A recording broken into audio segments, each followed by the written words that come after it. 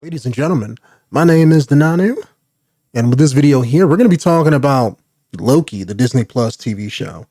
And I'm super late with this one, but I figured I had to get it out anyway, since, comic books and comic book movies are my thing. So we did a review of episode, I think, 1 and 2, and then I was planning to do the rest of them, as they came out, but I know everybody else was doing it, so I just kind of figured let me wait until the series is over, and then I can give, my overall thoughts of the whole thing. So that's what we're going to be doing here. But honestly, this video should have been out. So I do apologize for not getting things out sooner, but we're going to talk about it here. And if I had to give an overall impressions on it, honestly, it was damn good. Honestly, I'm not one of those people who like to harp on how bad a show is, but this was really, really good in my opinion. The writing was good. The acting was solid. Tom Hiddleston as Loki has been killing it ever since the Avengers movie and basically Thor 1. Like, he's been crushing it. Always love to see him in that character.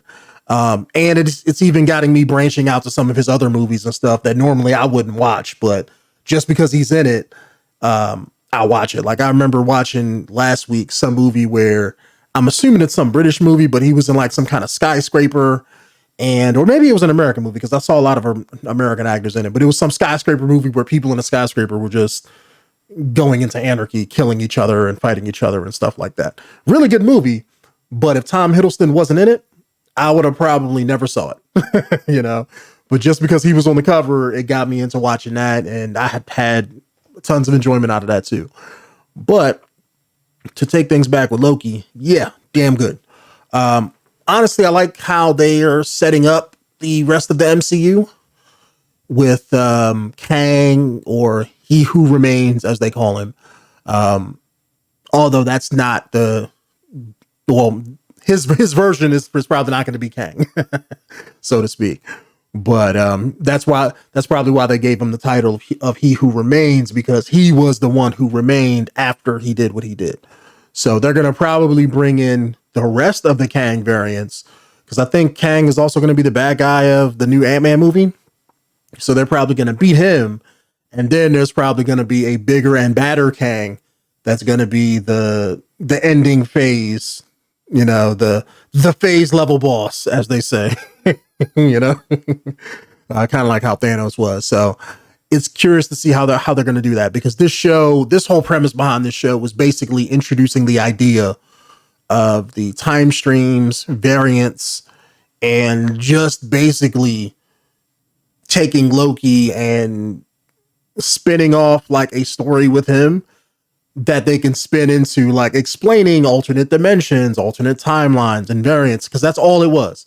It was just him going through that experience and dealing with that himself, which he had a female variant, which I think her name was Sylvie, and him dealing with her and them trying to figure out. And basically, we as the audience found out that, hey, there's this guy that's running everything, and it's basically getting us used to the idea of that everything you think that is bigger and bad, it's like, no, that's nothing compared to what's really going on behind the scenes. So it definitely reminded me of like a Doctor Who type of vibe. I remember even, thinking that even when the trailers came out, because I thought this was going to be Loki hopping from dimension to dimension, AKA like Quantum Leap, where he was going to work for the TVA or get caught up with them some kind of way, where he has to go from dimension to dimension, meeting different versions of people and trying to stop an overall thing, or trying to cause the overall thing, or whatever the plot of the show was going to be. And I was thoroughly wrong. That is not what this was. This was basically just him experiencing alternate dimensions and timelines and dealing with variants and how they police it. And then that carries into, okay, well, who's running the TVA, and them trying to figure out that and trying to disrupt this whole system that was put in place by He Who Remains, aka the Kang variant, played by the guy from Lovecraft Country, and loved him in that. So as soon as I seen him in this, I was like, oh shit, it's Lovecraft Country guy. And he killed it. The whole last episode, which I thought was going to be like, okay, they're going to have a fight scene with him. The whole ending episode was just basically him just explaining the whole, like, his plan and what he did and all of that stuff. And I loved it. I love it when shows do that, because that shows you that the writing is good. Like, usually in a show, when they have the bullshit action scene in there, or they have to do some kind of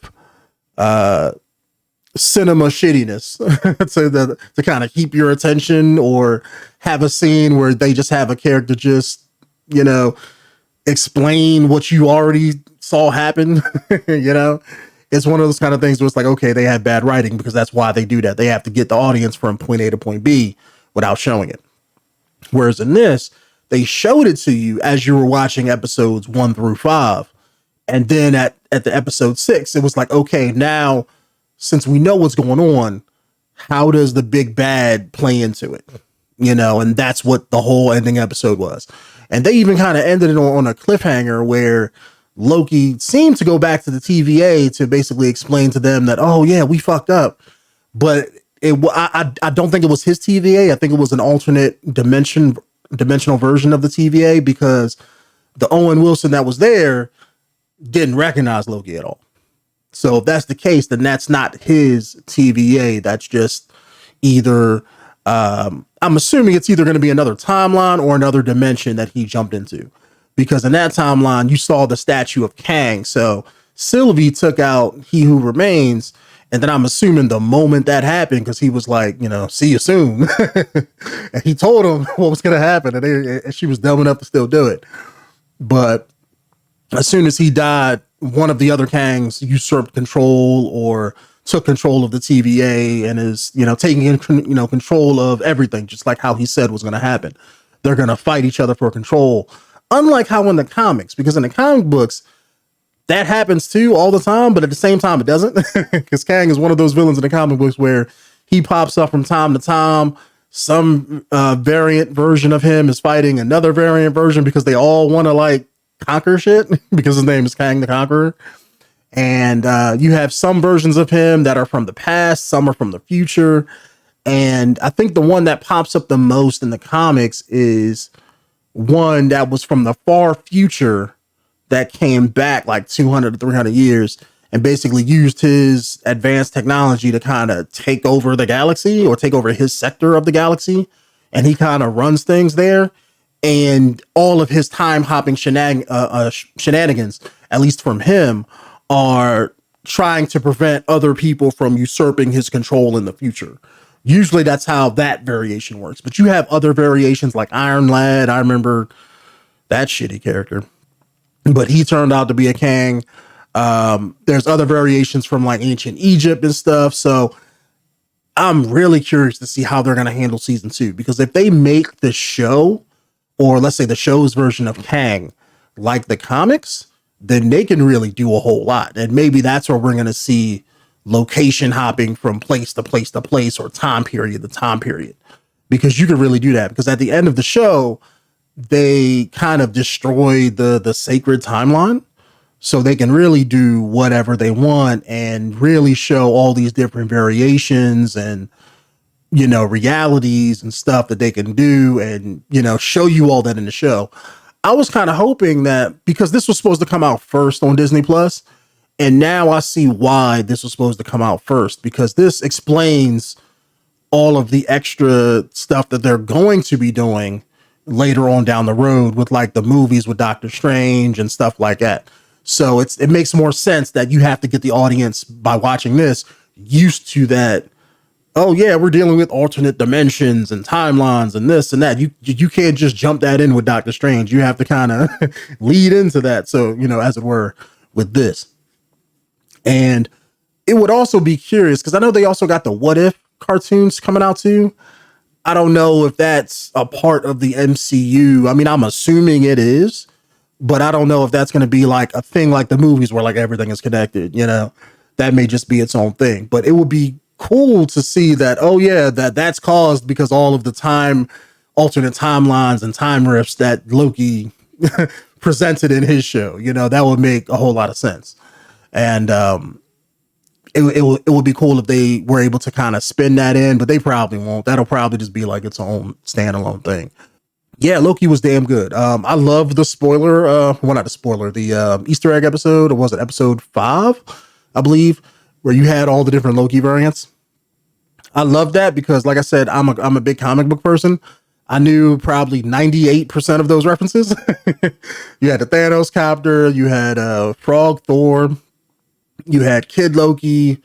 I was kind of hoping the old man Loki was going to be comic book Loki. I was really hoping I was going to be like, because comic book Loki is so much more powerful than the Loki from the movies by far. Like it's everybody in the MCU is weaker than their comic book counterpart. And I was kind of wondering, like, is he going to be comic book Loki? Like, are they going to just basically say that comic book Loki is just another variant? And when they got, because they was all, throughout the whole episode, they was asking each other like, oh, where are you from? Where are you from? Or how did you get here? And I think they asked old man Loki. I forgot what he said. I want to say like, he was like, oh, I used my illusions to trick Thanos. And then I grew, just lived out my life on a planet, and he just got bored and left. It would have been super cool if he'd have been like, look, man, you don't want to know where I'm from. Where I'm from, like, like, yeah, it's like, I'm so much more powerful. You just don't even know. But I think it was cool the way that they kind of led into his character having the best illusion magic. Cause that's like Loki's thing in the comic books. He don't fight with knives and well, I guess he fights with whatever he does at the time.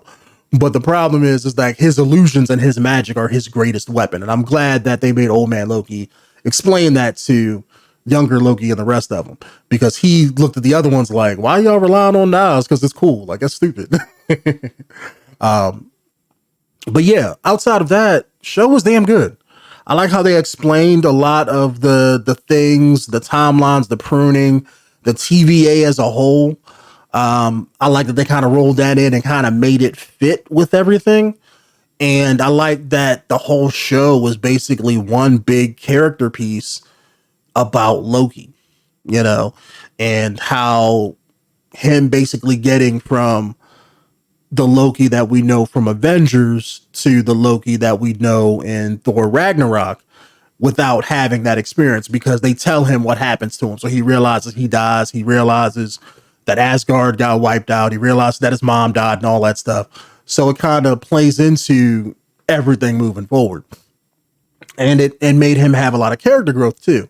I also like the fact that Sylvie was a female variant Loki. I know I said I didn't earlier, but that's for a different reason. I like her her being a female variant of Loki, because Loki as a character is very like self-centered. So the only person he would care about would be himself. So it makes sense if you wrap it back around in a circle like that. I don't like Sylvie being a female version of Loki because I wish she was Enchantress. If I remember right, Enchantress in the comics has been, I want to say, 2 different people. You had the older one from way back in the day from the old Thor comics. And then you had a more recent reboot of her character that Marvel tried to do, and it didn't really work. But if I remember right, she was like a character who Loki just gave powers to. And then, but she was always like his sidekick character whenever you would watch like the old Thor cartoons or read the comic book. She like she was there sometimes whenever he would fight Thor as like prime example. She was like Thor's version of, let's say, Poison Ivy. You know how Poison Ivy can kiss men and make them do whatever they want, whatever she wants them to do because they're like infatuated with her. That's how Enchantress is in the comics. That's how she typically is. So she can, enchant men mostly to basically do whatever she wants, be infatuated with her, that kind of sort of a thing. And Loki has used that ability to make Thor fight other people and stuff like that too. So that's what I was kind of hoping she was going to be like, but they didn't. They just straight up made her a female variant Loki. I guess you could say that makes sense because I guess variants can be male or female. It shouldn't matter, but they never showed that with anybody else. Like, it's not like you had a female version of Owen Wilson or a male version of the one thick black security lady that was also in Lovecraft Country, or the main villainous black lady, the judge lady, Owen Wilson's boss. I forget what her name is in the show, but you know, you never saw like a male variant of them. So it's like out of everybody, why does Loki have a female variant if he's male? You know, so I thought that they were going to be like, okay, well, she's pretending to be a female variant of Loki, but really she's just Enchantress, you know. And I don't know why she would take the, you know, Loki's female thing, but maybe she admired him and maybe her Loki was killed in her universe and just was like, I'm going to take this to honor him because I was cool with him. I thought it was going to be one of those things. Turns out it wasn't. They may roll it around because it's like, why would, like, they had a couple scenes in there where she was like, oh, I enchant people. And they specifically said that word like 3 or 4 times. And it's like, she has the same ability. So it's like, maybe they're going to do that down the road with season 2 or maybe season 3 if it gets that far.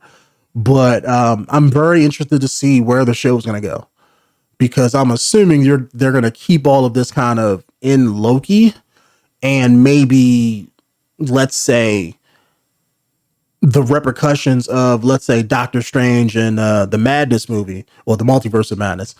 Maybe what happens at the end of that is going to roll into introducing season 2 of Loki, and they got to continue on with dimensional craziness and stuff. But yeah, loving the show. Damn good show.